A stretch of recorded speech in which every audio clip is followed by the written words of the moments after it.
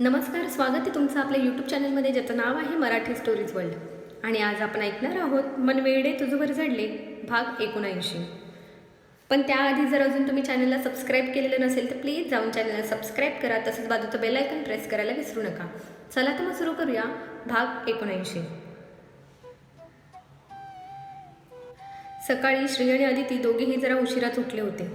नाश्ता करून श्री बनीबरोबर ऑफिसला निघून गेला. दिवसभर अदिती एकटीच होती घरी, पण आता बऱ्यापैकी तिला मोबाईल ऑपरेट करता येत होता. तिने थोडा वेळ साक्षीबरोबर फोनवर गप्पा मारल्या. नंतर थोडा वेळ यूट्यूबवरचे व्हिडिओ बघण्यात वेळ घालवला.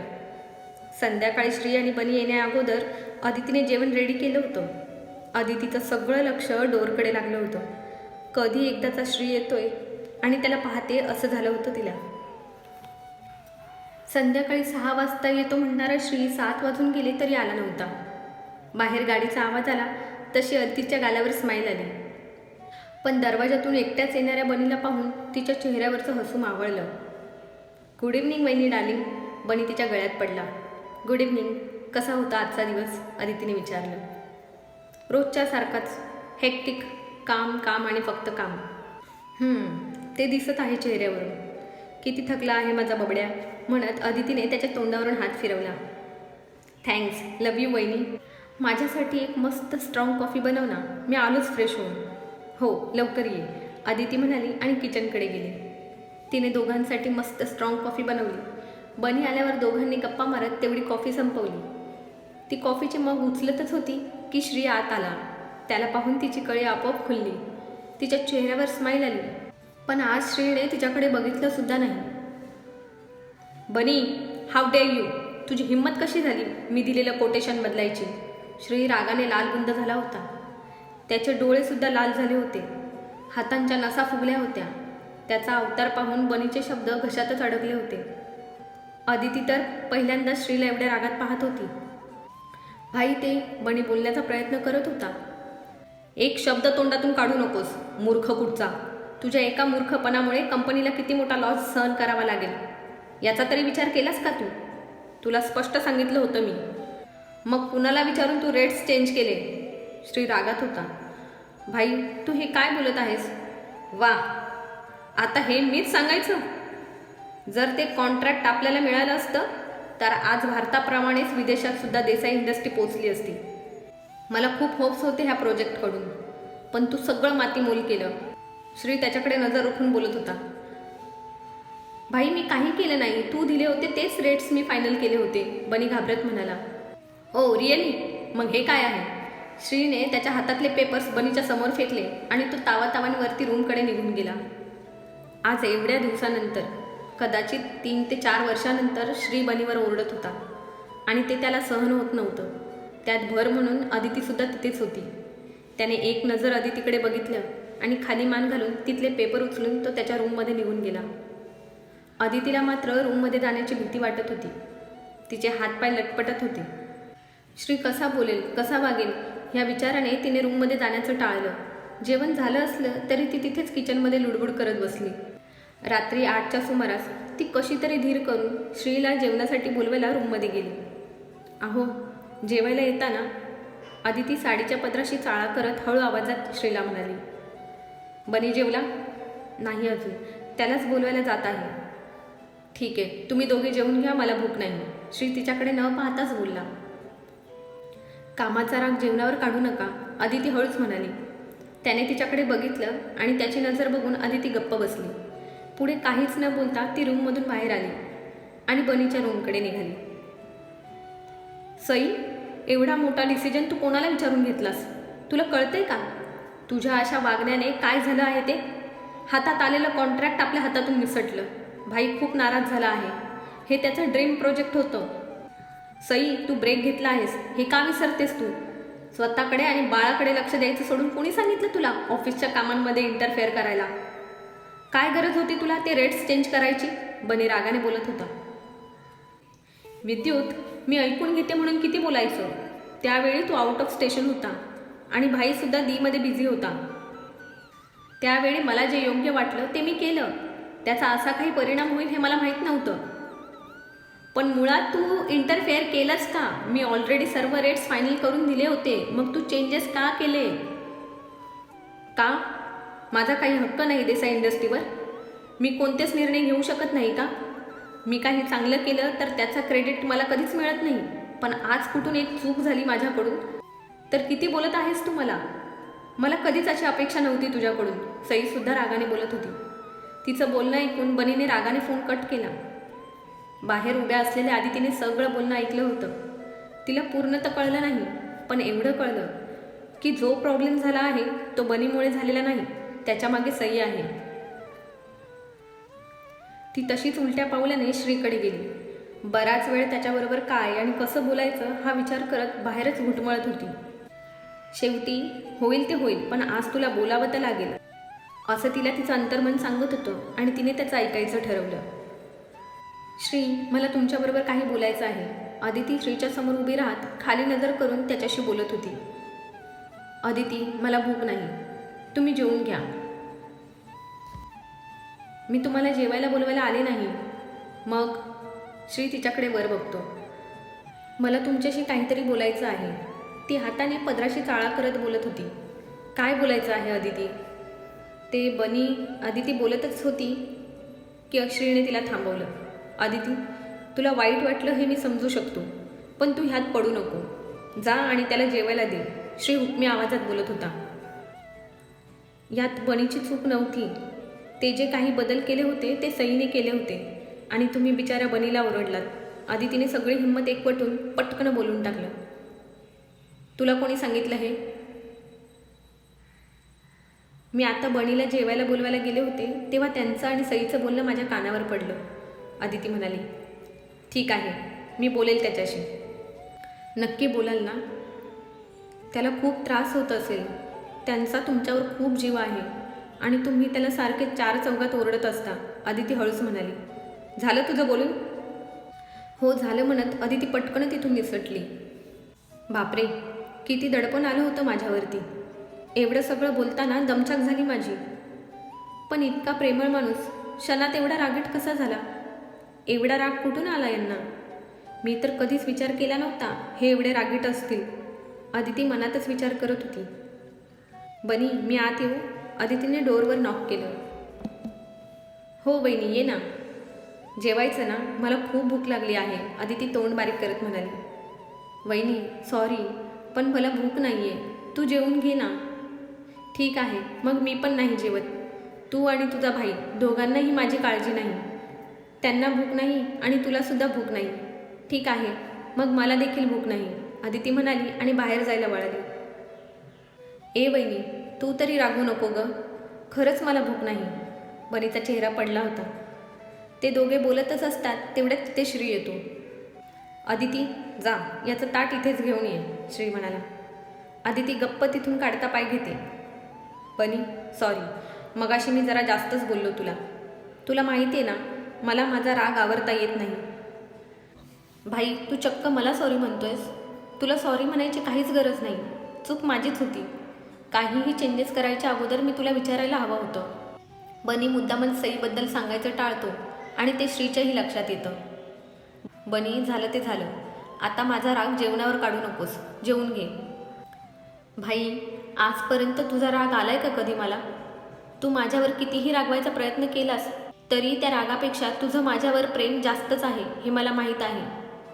त्याचं बोलणं होईपर्यंत अदितीसुद्धा तिथे आली होती. तिच्या हातात ताट होतं. बनी, तू जेवून घे, मी आलोच म्हणत श्री बाहेर निघून गेला.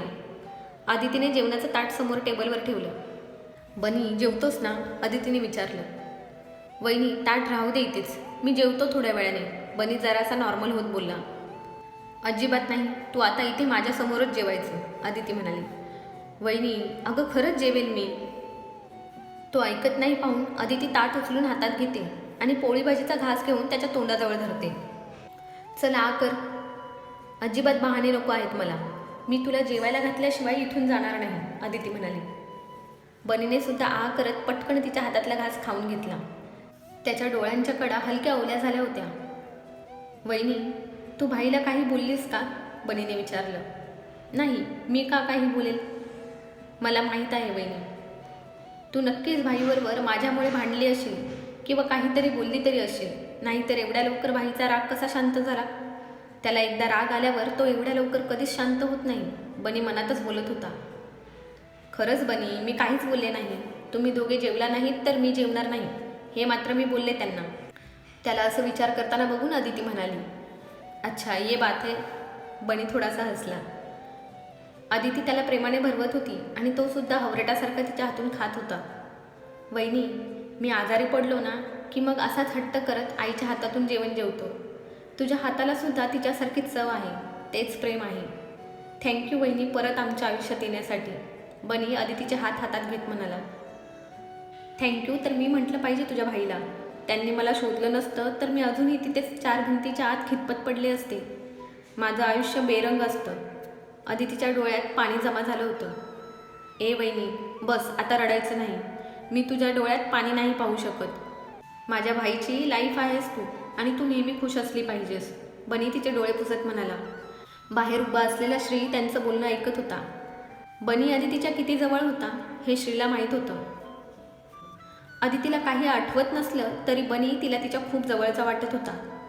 तो त्या दोघांकडे कौतुकाने बघत होता. ताटातलं जेवण संपलं आणि बनीने एक तृप्तीचा ढेकरसुद्धा दिला. वहिनी, पोट भरलं माझं. आता तू तुझ्या खडूस नवऱ्याला सुद्धा जेवायला घाल आणि तू सुद्धा जेव.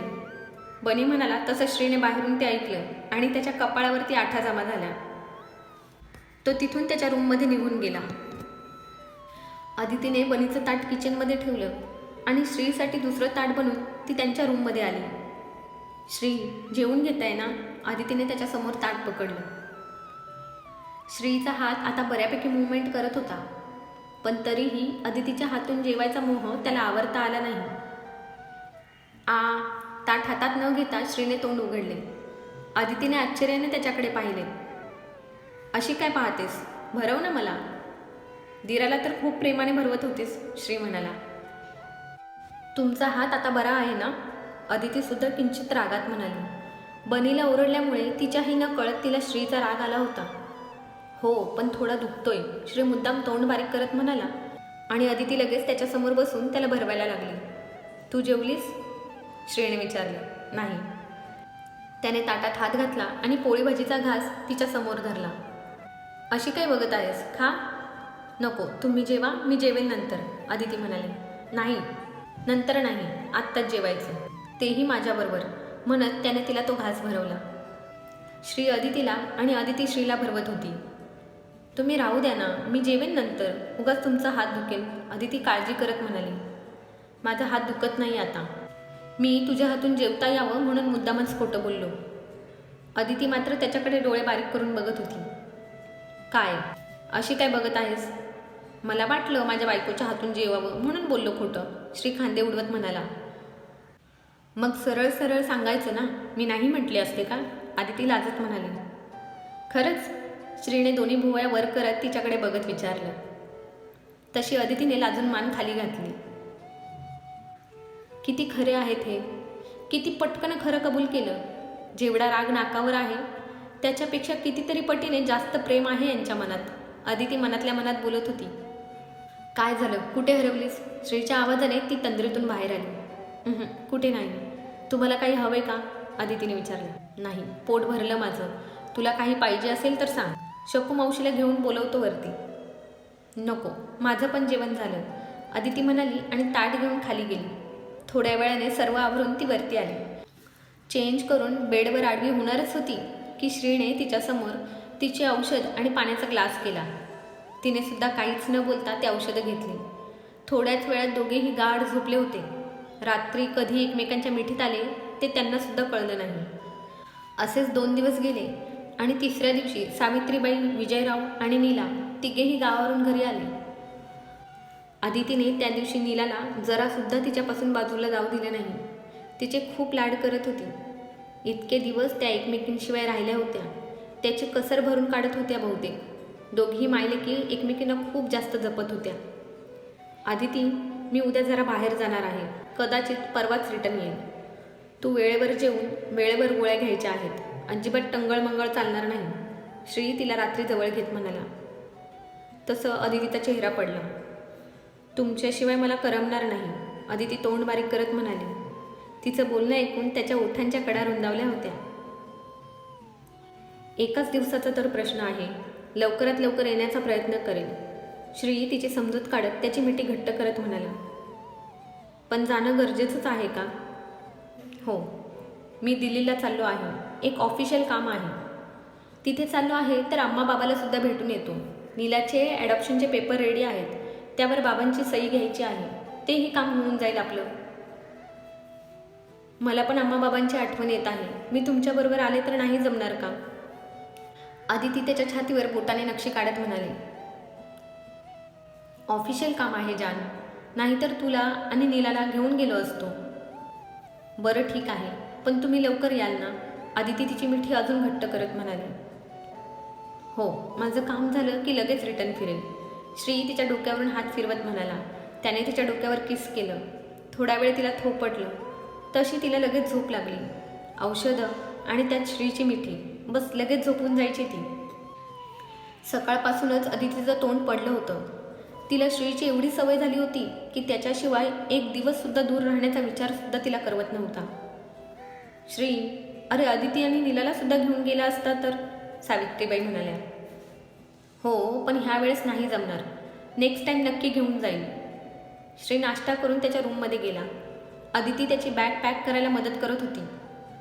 अदिती वेळेवर जेवायचं आणि औषधंसुद्धा वेळेवर घ्यायची. दुपारी आराम कर आणि हो, मला मिस कर. श्री अदितीला मिठीत घेत म्हणाला. चल येतो मी. तो तिला कपाळावर किस करत म्हणाला. खरं तर त्यालासुद्धा तिच्यापासून दूर आता राहवत नव्हतं.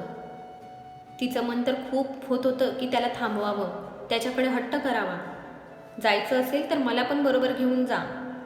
पण हे सगळं विचार तिच्या मनात चालू होते. तोंडावरती बोलायची तिची हिंमत होत नव्हती. तिने मानेनेच त्याला हो म्हटलं. श्री बाहेर गेला आणि तिचे डोळे भरून आले. आदितीने दिवसभर स्वतःला कामात गुरफटून घेतलं होतं. रिकाम्या वेळेत ती नीलाबरोबर खेळत होती. दिवस कसा तरी गेला, पण रात्र मात्र आदितीला खायला उठली होती. कितीही प्रयत्न केला तरी तिला झोप लागत नव्हती. ह्या कुशीवरून त्या कुशीवर तिची वळवळ चालू होती. श्रीने गेल्यापासून फोनसुद्धा केला नव्हता. तिने 2-3 वेळा त्याला कॉल लावला होता, पण त्याचा phone out of coverage area दाखवत होता. शेवटी वैतागून तिने झोपण्याचा प्रयत्न केला.